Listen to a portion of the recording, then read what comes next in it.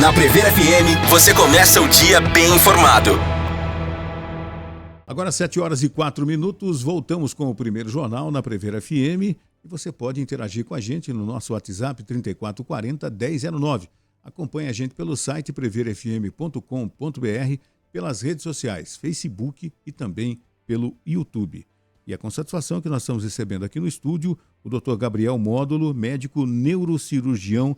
Nós vamos bater um papo com ele hoje. Bom dia, doutor. Satisfação em tê-lo aqui. Bom dia, tudo bem? Eu que agradeço. Doutor, as doenças mentais, né, elas têm várias ramificações, né? E quando é que a gente deve realmente se preocupar? Quando existem sinais de que uma pessoa está acometido de uma doença mental?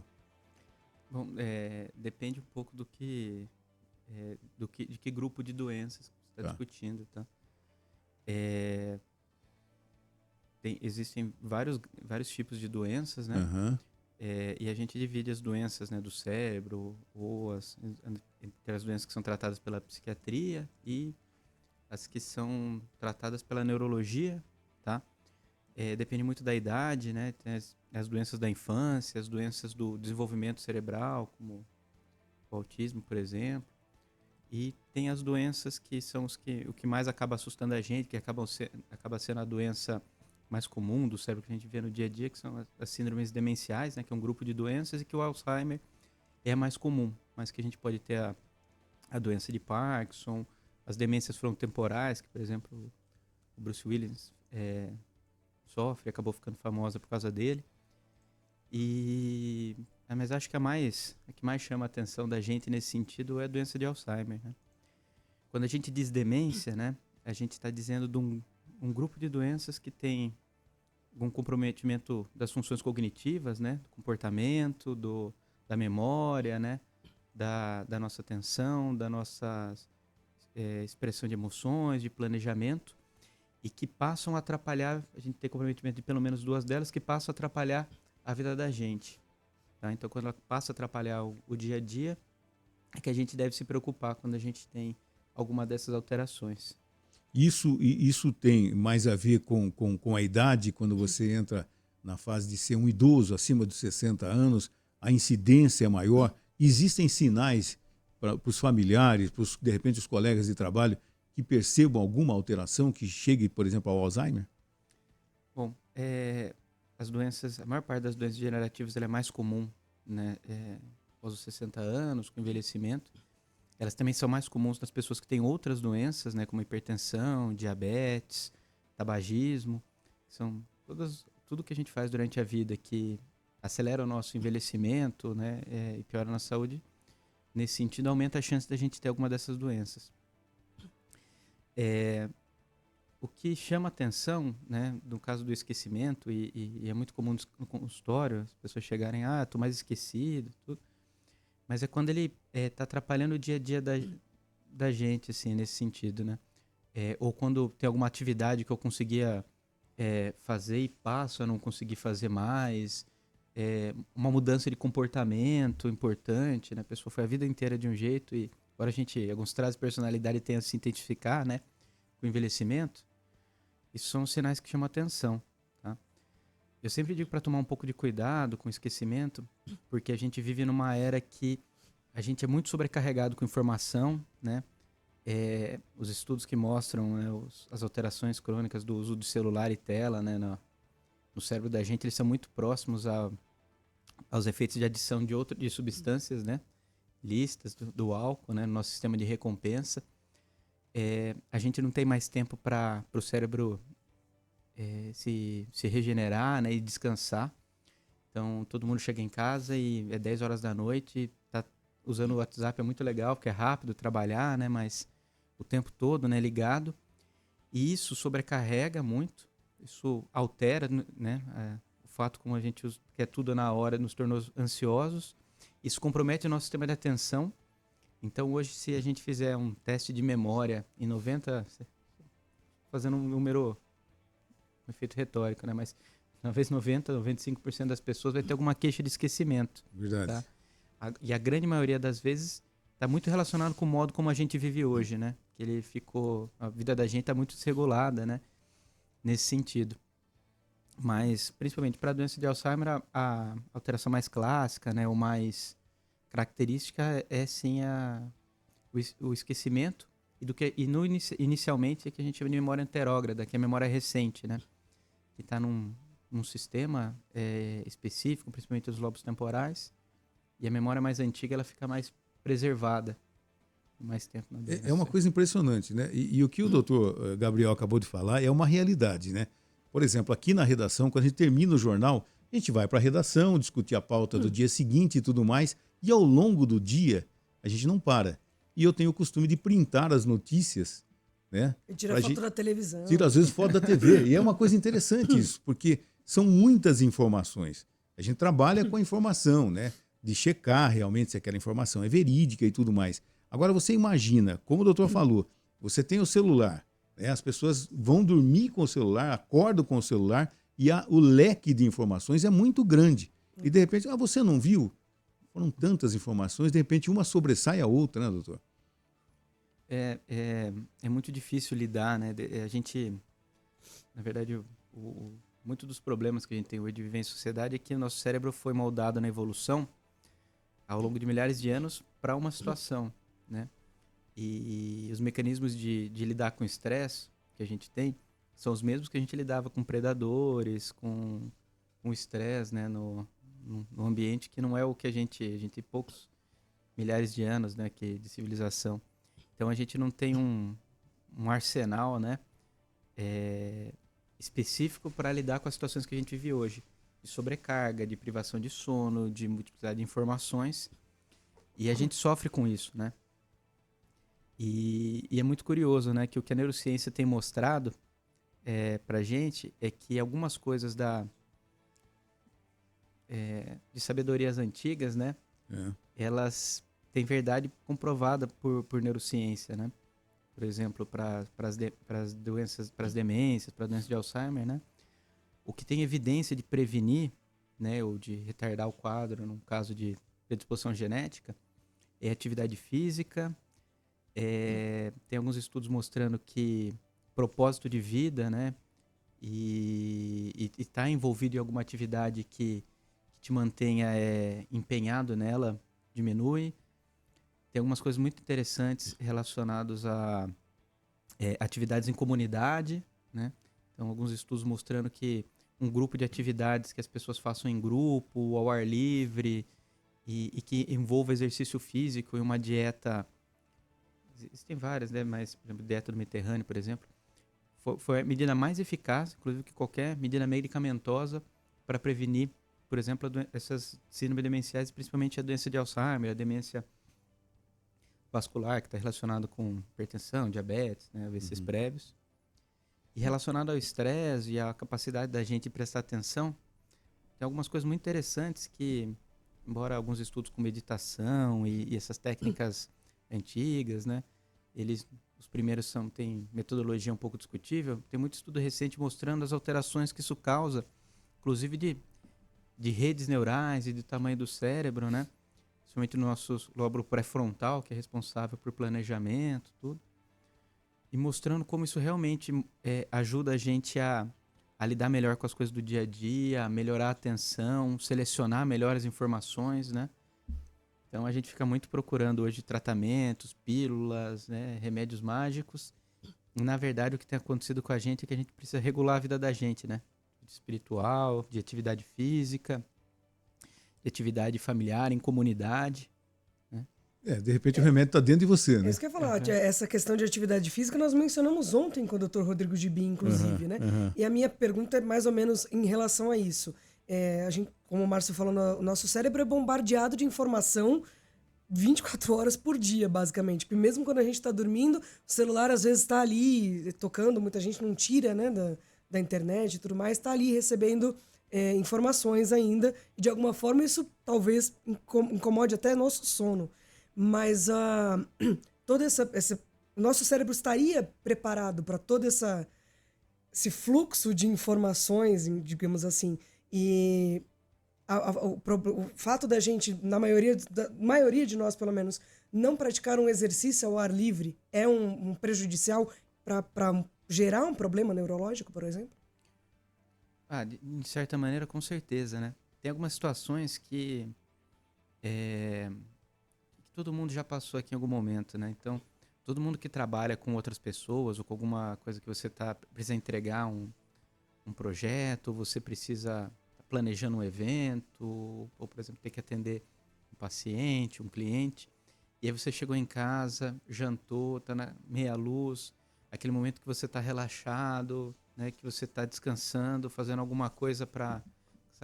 Aí você pega o celular e olha uma notícia, às vezes de política, alguém manda alguma coisa e você fica irritado, você já sente a pressão, né, subir, fica ansioso, ou que alguém manda uma mensagem cobrando alguma coisa de trabalho, naquele momento você já fica naquele modo alerta. Isso é muito ruim, né? Se a gente está nesse sistema que a gente está alerta o tempo todo, a gente está com liberação de catecolaminas, noradrenalina, esses neurotransmissores, dopaminas, neurotransmissores relacionados ao estresse, a lidar com situações de perigo, dificuldade. E isso tem um efeito deletério, né? Isso aumenta a inflamação no organismo, aumenta a degeneração de todos os nossos órgãos. As pessoas que passam mais tempo estressadas têm mais câncer, têm mais doença degenerativa, têm mais doenças vasculares e morrem mais cedo, né? Do mesmo modo, a atividade física, né, principalmente em grupo, libera alguns hormônios.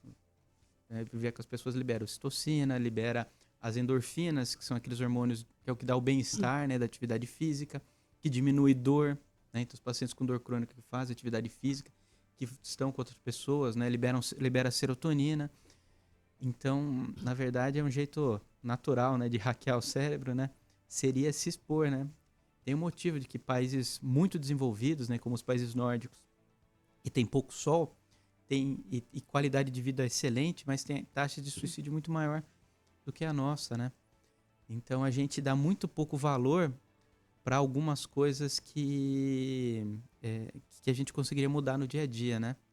E uma vez eu estava conversando, né? Eu trabalho muito e um paciente falou uma coisa que realmente é verdade, né? A gente vê isso, né? As pessoas, quando elas estão no leito de morte ou enfrentando uma doença, né? Nunca ninguém fala, devia ter trabalhado mais, né? Devia ter feito, ter me esforçado mais, fazer mais projetos, mais coisas. Às vezes a pessoa fala, até alguns projetos pessoais gostaria de ter feito mais, né? Mas todo mundo fala, devia ter feito mais atividade física, ter tirado mais tempo com a família, né? Então acho que isso, nesse sentido, né? E a ciência médica, né? Já isso daí está amplamente comprovado. Tem diversos estudos mostrando que vidas mais regradas, com dietas mais saudáveis, com atividade física, com exposição ao sol, com vida e comunidade, né, fazem a gente viver mais e melhor. Ô, doutor, baseado em tudo isso que o senhor acabou dizendo, né, essa vida maluca que o ser humano vive, a maioria vive, né, o aumento das doenças neurodegenerativas tem aumentado, então? No sentido... A gente também aumentou o diagnóstico, né? Tá. Então, a população ter vivido mais tempo, né? Então, por exemplo, hoje uma coisa muito comum é a gente ter algum familiar em casa que está precisando de cuidados, né? Com 80, 90 anos, que era uma coisa que a maior parte das pessoas não vivia tanto, né? Uhum. Então, o próprio envelhecimento e o viver mais aumenta a incidência dessas doenças que têm maior incidência nos pacientes mais idosos. A gente teve um pico, né, de doenças cerebrovasculares, né, a hipertensão, a diabetes, né, o próprio tabagismo, o etilismo, né, uso de substâncias como cocaína, crack, todos eles aumentam, né. Então, quanto mais descontrolado tiver a hipertensão, mais descontrolado tiver o diabetes, né, maior a chance de ter uma dessas doenças. E nesse sentido também isso deve aumentar. O efeito das novas tecnologias, né, das redes sociais, do celular, no aumento das síndromes demenciais, a gente provavelmente vai ver mais nos próximos anos, né? Mas nesse sentido a gente tem visto bastante. E os estudos têm feito diagnósticos mais precoces, né? Então, existem algumas técnicas de ressonância, de coleta de exames em líquor, de algumas proteínas, alguns testes genéticos, que têm feito diagnóstico da doença, né? Ou pelo menos de predisposição à doença mais precocemente.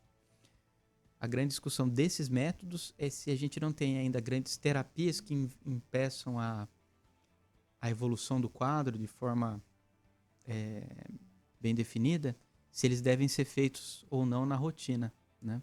Fazer um diagnóstico que você não tem um tratamento que vai mudar ele sendo feito mais precoce, tem uma discussão. Você deve trazer esse problema mais cedo para a sua vida, né? Entendi. Agora, doutor, com tanta doença neurodegenerativa, né? A gente, às vezes, pega notícias aí de que um medicamento específico para o Alzheimer já foi desenvolvido e realmente existe, ele é eficaz? Existe um anticorpo que foi aprovado, que é um anticorpo monoclonal, né? Que é um anticorpo produzido no laboratório, que ele age numa proteína amiloide, que é uma proteína que se deposita no cérebro, né? E que vai causando a degeneração neuronal, que é responsável pela doença de Alzheimer. Tá? Essa é uma droga polêmica, tá? Porque quando a gente faz estudo clínico, a gente tem que medir o resultado da medicação. E a gente usou umas escalas para isso, e eles usaram um marcador, né, para usar no exame de imagem e ver a quantidade dessa proteína no cérebro, né? Então, no período de estudo, realmente reduziu bastante essa proteína amiloide, né? Parece que ele diminui a degeneração neuronal e melhoraram nas escalas.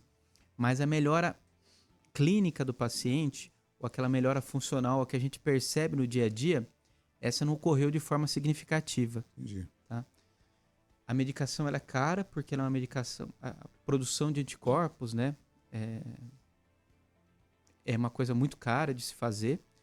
E ela tem um efeito colateral que ainda, como a droga é muito recente, que é um edema cerebral relacionado a um processo inflamatório secundário a essa medicação. E quando seria bom usar ela, né? A degeneração relacionada à doença de Alzheimer, ela começa muitos anos antes de a gente ter sintoma. Tá? Então, o ideal seria fazer o tratamento nesses pacientes que ainda não estão com grandes sintomas clínicos, né? E aí, a gente tem uma discussão, né? Que ela foi avaliada do contexto clínico por poucos anos. Ela não mostrou um grande benefício clínico, né? Uma mudança na evolução do paciente, embora ela tenha mudado, diminuído a quantidade da proteína tóxica.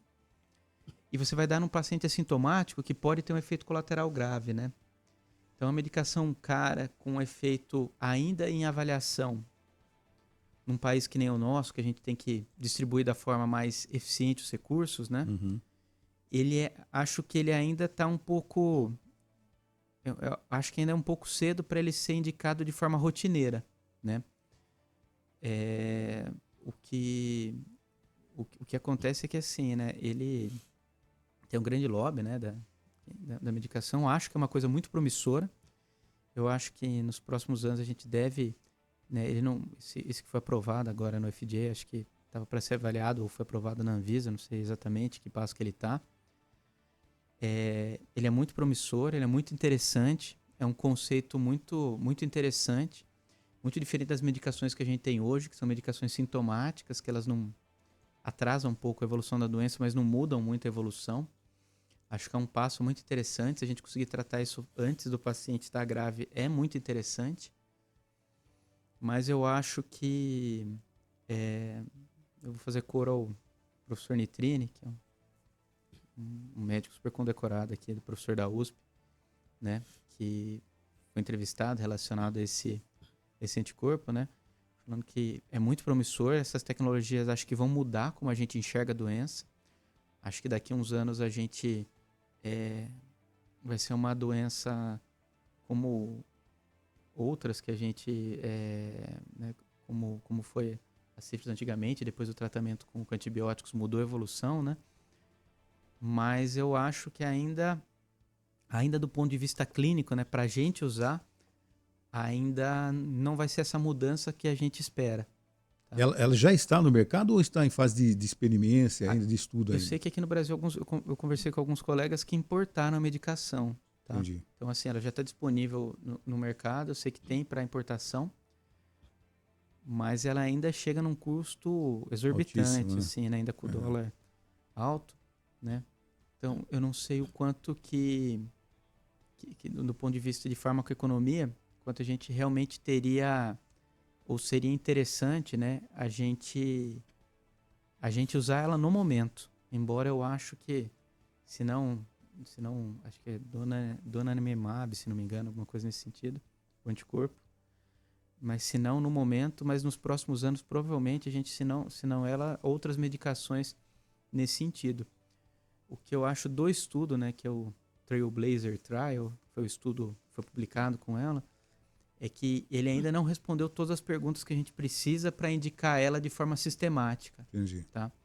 Eu acho que essas respostas são promissoras, mas ainda o efeito clínico dela, né, que é na melhora da memória, na evolução do paciente, não está bem provado como parece, né? Ah, Tem um livro muito interessante de 1950 que chama Como Mentir com Estatística, né?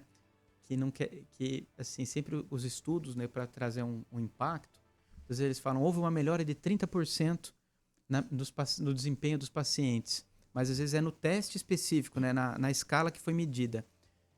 O que a gente precisa ver é se essa escala, por exemplo, de tarefas que o paciente fez tem repercussão na vida dele, tá? E é nesse sentido, ele diminuiu de forma significativa a proteína tóxica, ele diminuiu de forma significativa a pontuação na escala, mas não de forma significativa a percepção de melhora clínica do paciente.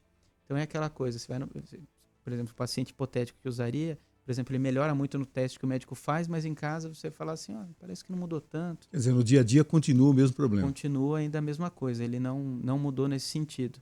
Tá? Entendi. Durante a pandemia, muitas pessoas que tiveram Covid relataram esquecimentos depois, né? Existe realmente algum estudo que relacione ao fato da pessoa ter contraído Covid com esquecimentos ou foi devido, de repente, ao isolamento social, algo parecido? Então, são as duas coisas. Tá? Existe uma alteração inflamatória, uma alteração relacionada ao Covid, que a gente não sabe ainda explicar, né, se relacionada à própria efeito da vacinação ou de mutação mesmo do vírus, que ele parece estar menos agressivo, né? Se a gente não tem visto tanto, mas existem algumas alterações inflamatórias, alterações cerebrais que realmente davam um quadro de esquecimento, né? E de algumas alterações que a gente fala executivas, né? De planejamento, né? Do dia a dia. E uma outra coisa é que o isolamento social, a ansiedade, né, e relacionado ao quadro, realmente também causa alterações de memória muito, muito importantes, né? A gente está falando de doenças degenerativas, né? Muitos dos pacientes mais idosos que tinham uma vida ativa acabaram ficando restritos, né? Sem atividades físicas, sem atividade social ou cognitiva estimulante que pudesse fazer, né? Então, o próprio isolamento fez muitos pacientes piorarem muito da própria doença que já tinham, né? Então, pacientes que estavam bem clinicamente, com estágios iniciais de doença, pioraram muito durante o período de isolamento, né? A gente tinha medo de visitar as pessoas, então você não tem estímulo, fica restrito, fica mais ansioso, mais deprimido, sem ativar a circuitaria cerebral necessária para retardar a evolução de algumas outras doenças. Então foi todo um conjunto, uma agressão do próprio Covid, as alterações relacionadas ao isolamento e relacionadas às alterações psíquicas que a gente sofreu de enfrentar o isolamento social. Alguma pergunta, Natália? Sabe aqueles esquecimentos rotineiros que a gente costuma ter? Como que a medicina explica isso? Por exemplo, eu tô aqui, aí eu penso, nossa, eu preciso fazer tal coisa. Aí eu levanto O efeito fazer de esquecimento isso, que uma porta causa. Uhum. E eu esqueço o que eu iria fazer. Como que a medicina explica isso? Quando a gente fala de memória, a gente está falando, na verdade, de várias coisas, né? Existe o que a gente chama de memória de trabalho, que na verdade está mais relacionada à atenção do que nós temos de memória. Que é aquela coisa de, por exemplo, guardar um número telefônico, tá? Quando você pega, por exemplo, você vai chamar um entrevistado, alguém fala como é que é o nome dele para você anotar, por exemplo, colocar no site. Então essa é a memória principal. Aí a gente tem a memória recente que a gente chama, por exemplo, o que você almoçou no dia, o que você fez recente, uma coisa que você, por exemplo, uma entrevista que você tenha feito no dia, que essa vai passar principalmente pelo nosso pelo hipocampo e pelas estruturas da memória recente, e a gente tem as memórias que estão difusas pelo córtex cerebral.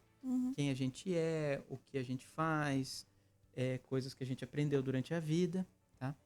E elas têm circuitos cerebrais diferentes e doenças diferentes acometem elas, tá? Essa memória do dia a dia, ela está muito mais relacionada com a atenção. E a atenção da gente depende de algumas coisas, né? Por exemplo, se você passa uma noite em claro e você vai fazer alguma atividade, você precisa ficar olhando o que você está fazendo, anotar no papel muito mais, porque você está cansado, você não teve regeneração adequada de sistema neuronal e você não presta atenção bem. Então, isso pode causar um esquecimento, por exemplo, mais recente. Quando a gente está muito ansioso, muito preocupado, o sistema de atenção da gente fica prejudicado. E isso também faz a gente ter esses pequenos esquecimentos do dia a dia.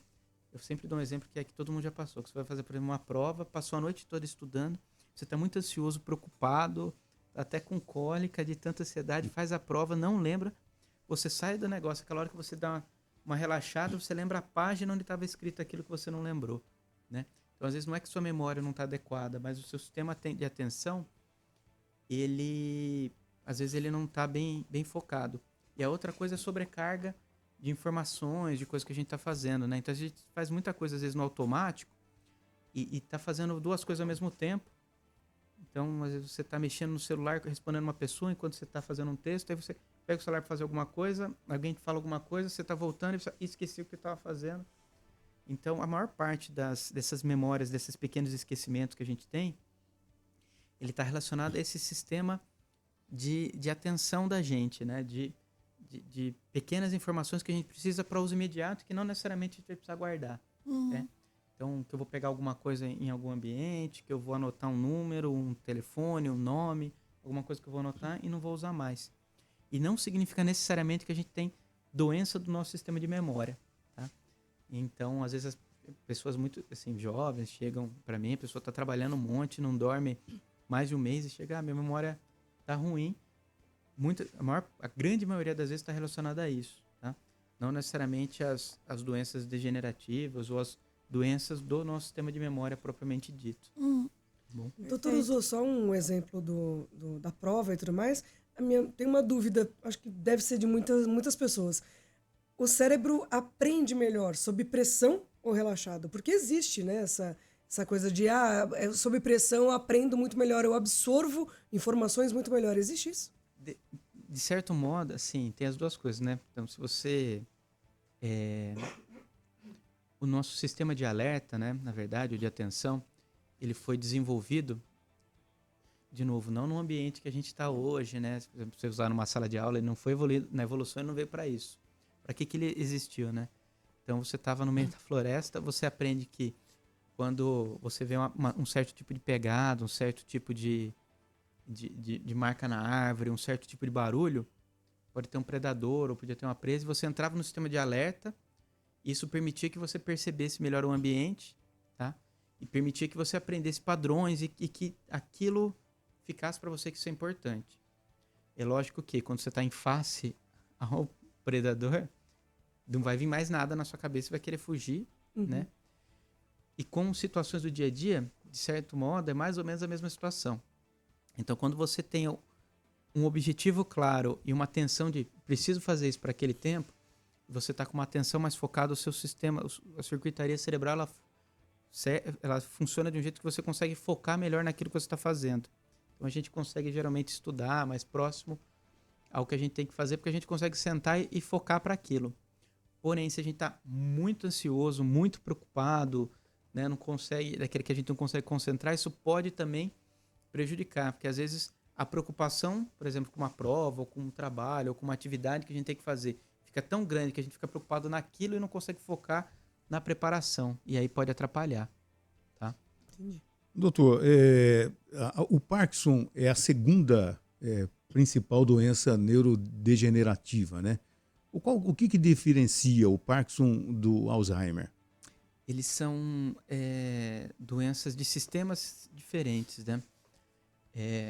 O Parkinson, explicando de modo assim, bem grosseiro, ele é uma deficiência do neurotransmissor que é a dopamina, principalmente numa região do que a gente chama do cérebro, né? Uns núcleos profundos que ajudam a controlar principalmente movimento, postura, né? Que é os núcleos da base, e numa região que a gente chama de substância nigra, que está no tronco cerebral. Essas regiões fazem principalmente estão relacionadas com modulação do movimento, principalmente para começar e terminar o movimento, adequar a postura, né? Então, a deficiência, né, da dopamina nesses sistemas, ela se explica muito nesse sentido, tá? Com o tempo, você vai tendo uma perda neuronal, um quadro inflamatório secundário, degeneração, e você vai tendo perdas de outras áreas, e aí você, na doença de Parkinson idiopática, que é a doença de Parkinson típica, né, a gente, geralmente é o quadro de alteração cognitiva, né, demência, ela acontece em fases mais avançadas, depois de 10, às vezes 20 anos da doença, e ela começa numa região diferente, que são os lobos parietais, diferente do Alzheimer, que geralmente começa no lobo temporal. O lobo temporal tem a área de memória recente, né, e por isso a alteração do Alzheimer principal. E da doença de Parkinson, ela pega muito o lobo parietal, que está relacionado com integração de estímulos visuais do ambiente, de percepção de espaço, de percepção da gente no ambiente. Então, o quadro cognitivo da doença de Alzheimer, da doença de Parkinson, ele é um pouco diferente, né? Ele pode, com o avançar do quadro, ele acaba tendo um pouquinho de alteração de memória também, mas ele tem muito mais alteração de planejamento no espaço, de percepção do local que a gente está, de percepção de caminhos que a gente vai tomar. Então, ela tem uma evolução diferente, né?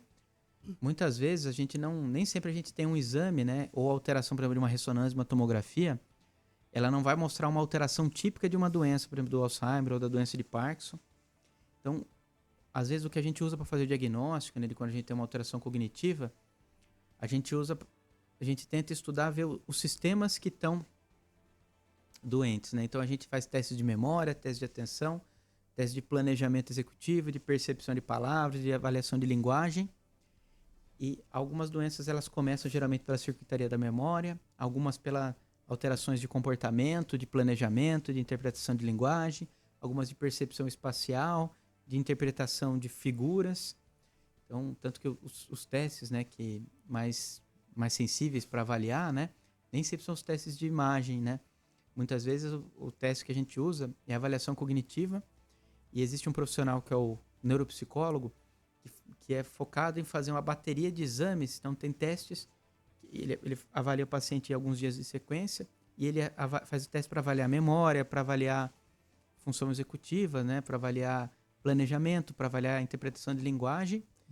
E aí a gente faz um mapeamento, né, de quais são os sistemas que estão comprometidos, e aí, de acordo com a idade do paciente, a evolução do quadro, os sintomas clínicos que ele tem, a gente vai tentando fechar os diagnósticos, né? Muitos desses diagnósticos, o diagnóstico de certeza seria uma biópsia, por exemplo, que num contexto clínico muitas vezes não se justifica, né, para você ter um diagnóstico bem definitivo, mas que a gente consegue ter uma certeza grande com um conjunto de testes e de exames e de história clínica, né? E a doença de Parkinson, na verdade, ela tem muito mais os sintomas motores, né? Muito antes, geralmente, dos quadros de comprometimento cognitivo. Toda doença de Parkinson vem associada aos tremores ou não? Então, a gente tem alguns sintomas cardinais, né, que a gente chama, né? Então, para você precisa ter pelo menos 2 de alguns sintomas. Um é o tremor, né? Aquele tremor postural, que a pessoa fala que parece que está contando moeda, né? Ou rolando pílula, né? Rigidez, né? Alterações de postura, né? Então, o paciente fica um pouquinho curvado, que a gente chama de camptocurmia. E fica mais lento, né? Então, o raciocínio fica mais lento, né? O movimento mais lento. A voz fica mais baixinha, mais lenta, né? Então, essas alterações, esses sintomas, né? O paciente precisa ter pelo menos 2 deles, né? Então, se o paciente não tem o tremor, pelo menos ele tem que ter a rigidez e a alteração de postura, ou a rigidez e a bradicinesia, né? O bradipsiquismo, que é a lentificação.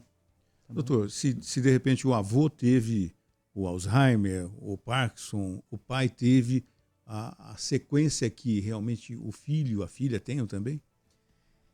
Então, quando a gente fala em perdão, em herança genética, ela é poligênica, significa que não é um gene único, tá? Então, lógico que a presença da doença na família aumenta o risco de ter.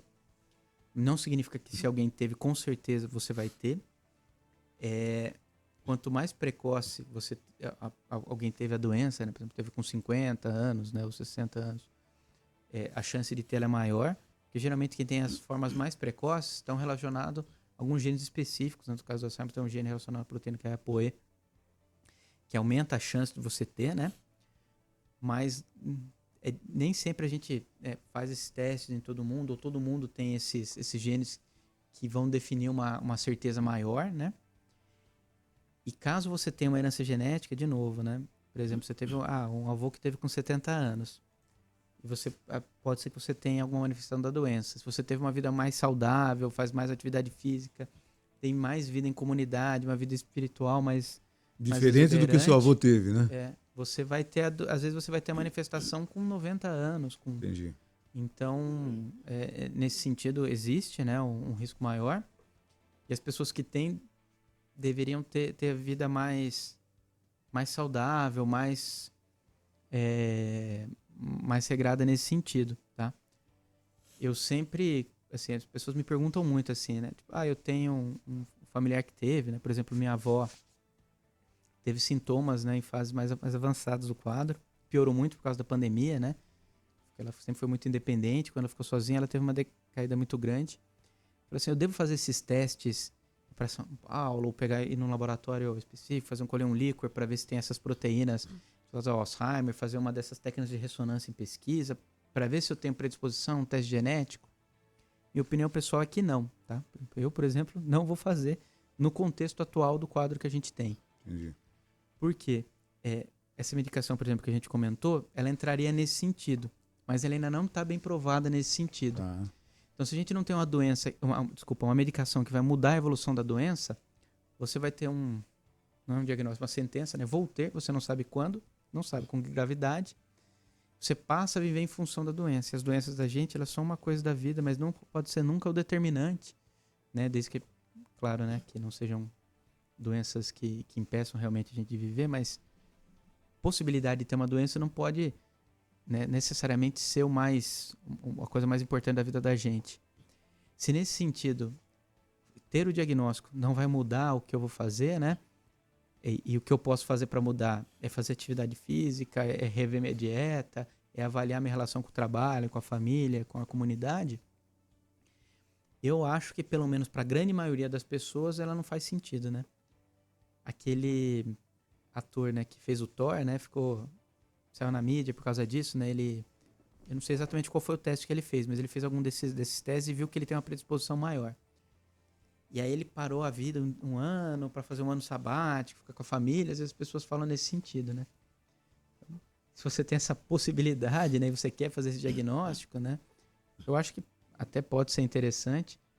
Mas a grande maioria das vezes a verdade é que a gente vai ter né, se você fizer um desses testes ou alguma coisa assim, você vai falar que você tem uma possibilidade maior, uma grande chance de você ter o sintoma.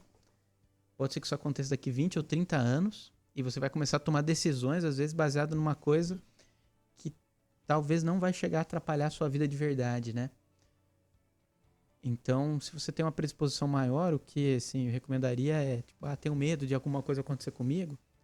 A gente tem uma reserva financeira para que possa, às vezes, custear um tratamento, um cuidador, ou algum lugar, ou uma casa, ou um lugar na casa para a gente poder viver se a gente tiver alguma doença, um seguro, né, saúde, uma previdência, alguma coisa nesse sentido.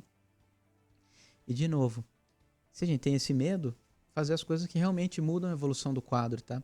Você tem um estudo clínico, randomizado, com atividades que mudam essa evolução. São os que estudaram a atividade física, né, a vida no meio das outras pessoas, o propósito de vida, tá? Então, é desse jeito, pelo menos, que eu enxergo hoje como essas coisas elas são. Talvez se conversar com 3 ou 4 especialistas vão dar respostas diferentes, né? Mas, pelo menos, hoje é como eu enxergo a situação específica desses testes, dessas medicações novas, do diagnóstico, né? e das medidas que a gente pode fazer para mudar a evolução do quadro. Doutor Gabriel Módulo, muito obrigado pela sua presença aqui, né? Isso. Foi muito esclarecedor, é um Inclusive, assunto... tem uma mensagem de paciente dele aqui, viu? A Andressa Camargo falou que é um exemplo de profissionalismo e dedicação. Agradeço muito. Muito obrigado pela presença, um bom dia, viu, doutor? Bom dia, agradeço. Você ouviu Primeiro Jornal Prever FM.